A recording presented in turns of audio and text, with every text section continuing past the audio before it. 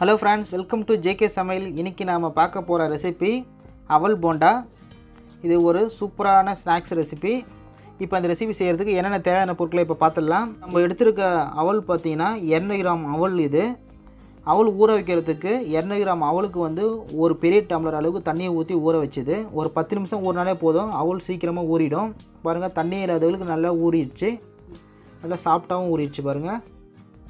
அடுத்தது ஒரு பெரிய சைஸ் உருளைக்கிழங்கு வந்து வேக வச்சு தோல் உரிச்சிட்டு மசிச்சு வச்ச உருளைக்கிழங்கு இது. இப்போ இந்த அவலில் இந்த உருளைக்கிழங்கு சேர்த்துடலாம்.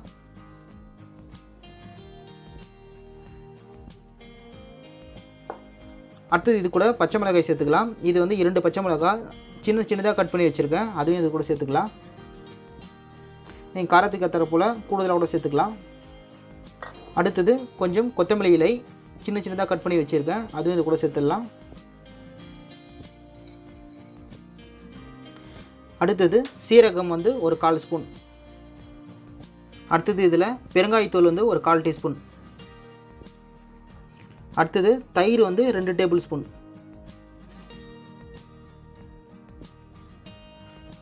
இதில் தேவையான அளவுக்கு சால்ட்டு சேர்த்துக்கலாம்.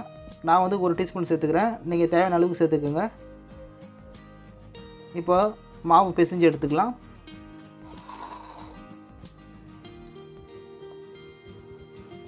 பிசையும் போது தேவைப்பட்டால் கொஞ்சம் தண்ணி சேர்த்து பிசைஞ்சு எடுத்துக்கோங்க. இப்போ மாவு பிசைஞ்சதுக்கப்புறம் இதில் வந்து கடலை மாவு வந்து ஒரு 3 டீஸ்பூன் அளவுக்கு சேர்த்துக்கலாம்.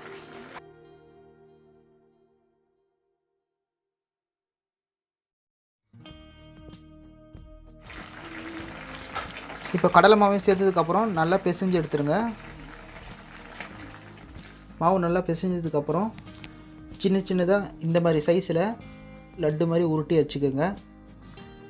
இப்போ இதை ஆயிலில் போட்டு பொரிச்சு எடுக்கலாம். ஆயில் நல்லா சூடாக இருக்குது பேனில்.